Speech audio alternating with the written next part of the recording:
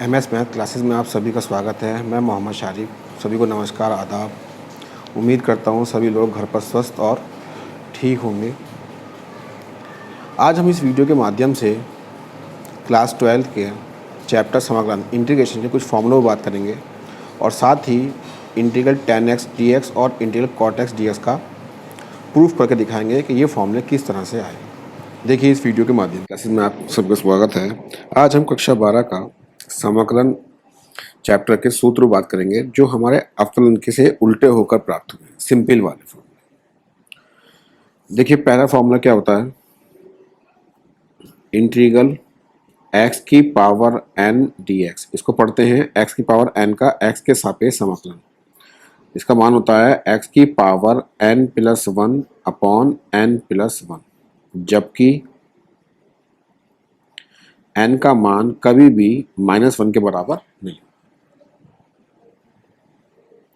इसके बाद formula number 2, integral e की पावर x dx। e की पावर x का समाकलन होता है e की पावर x। अच्छा एक बात और ध्यान रखेंगे, इसमें जब समाकलन समाप्त होता है तो एक c लिखते हैं, जहाँ c क्या होता है, समाकलन नियतांक।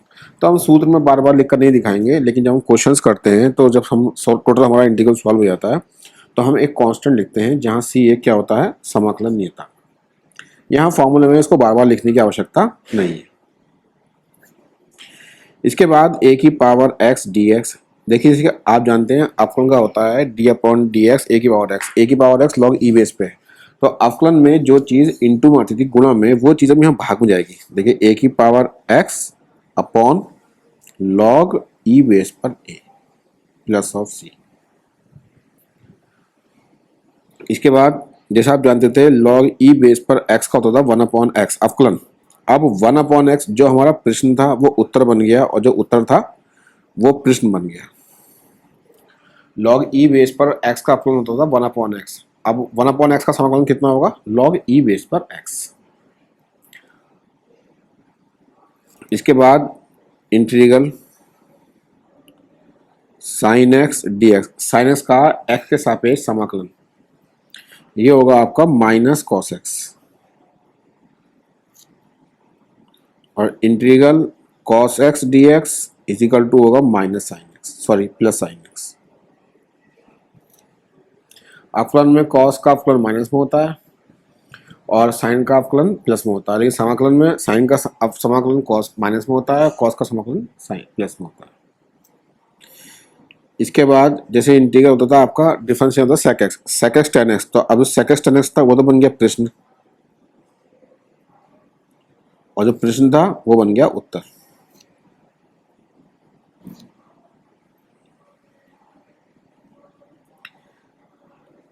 इसके बाद कोसेक एक्स का अवकलन होता था minus cosec x cot x. तो अब क्या होगा, cosec x cot x dx minus cosec x plus of c. C में लिखकर दिखा रहा हूं लेकिन जरूरत नहीं है। इसी तरह से tan x का अवकलन होता था सेक स्क्वायर एक्स। अब सेक स्क्वायर एक्स का समाकलन जो होगा वो क्या होगा, tan x।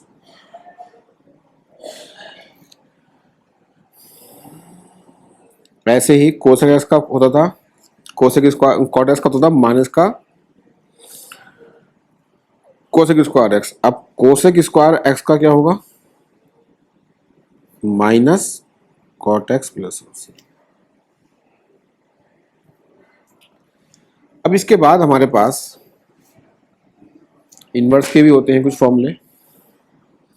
जैसे आप जानते थे साइन इनवर्स एक्स का था difference 1 upon under root 1 minus x square. अब क्या होगा, under root 1 minus x square is equal to sine inverse x.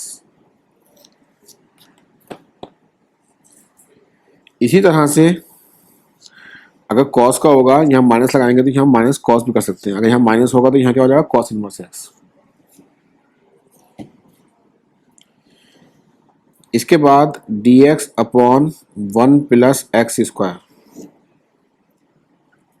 ये होता है tan inverse x plus of c। इसके बाद 13 नंबर पर dx upon x under root x square minus 1।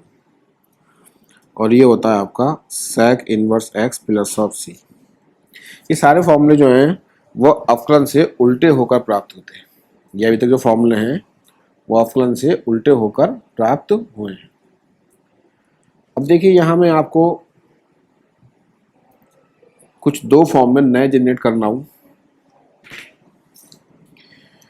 जिसको मैं अभी इसी भी पेपर पे आपको प्रूफ भी करके दिखाता हूँ। Integral tan x dx। देखिए tan x का अवकलन समाकलन नहीं है आपके पास में, तो ये क्या होता है माइनस log cos x या log sec x। इसका डेरिवेशन मैं अभी आपको दिखाता हूँ प्रूफ करके। और एक आपका 15 cot x होता है, cot x dx is equal to log sin x। ये फॉर्मूले किस तरह से प्रूफ होते हैं इसी भी मैं आपको बताना चाहता हूँ। इस वीडियो में मेरा मेन उद्देश्य भी यही है। ये फॉर्मूले तो आपको मैंने पहले भी बता दिए थे, आज दोबारा रिपीट कर रहा हूँ। देखिए किस तरह से आता है ये फॉर्मूला। सिद्ध कीजिए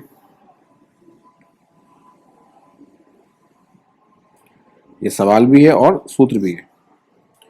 integral tan x dx is equal to log e base पर sec x।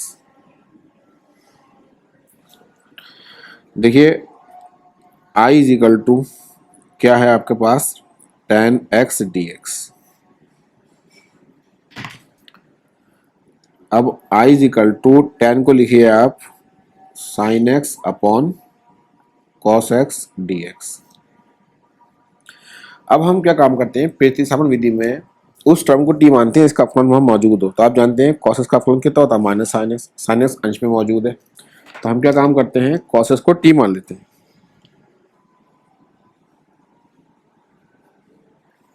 अब dx को dt में चेंज करने के लिए इसका अपहरण करना पड़ेगा।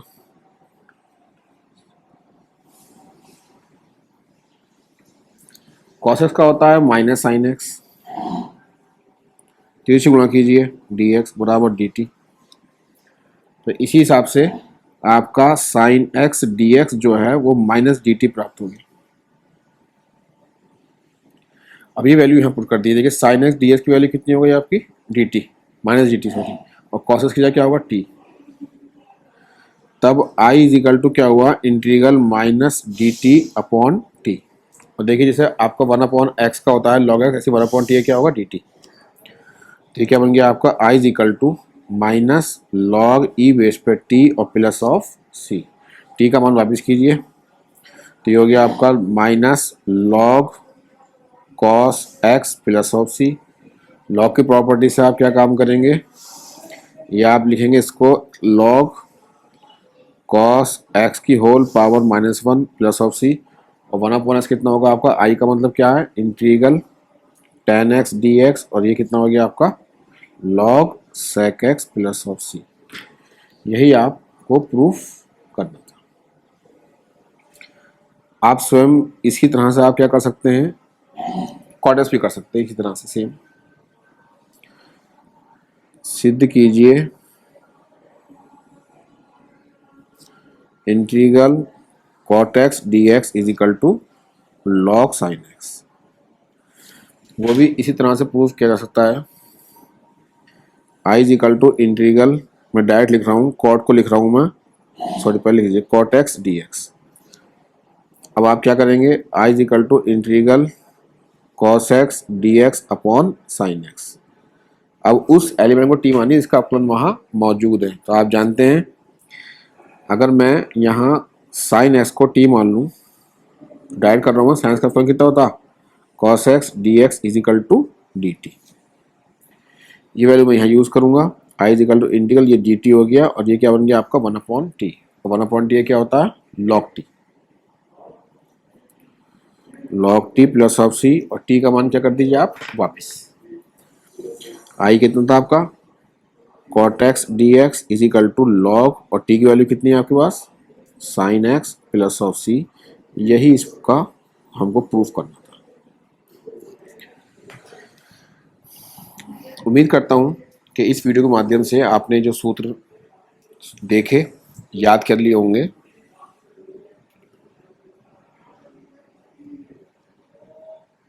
वीडियो आपको अच्छी लगी हो तो लाइक कीजिए, शेयर कीजिए।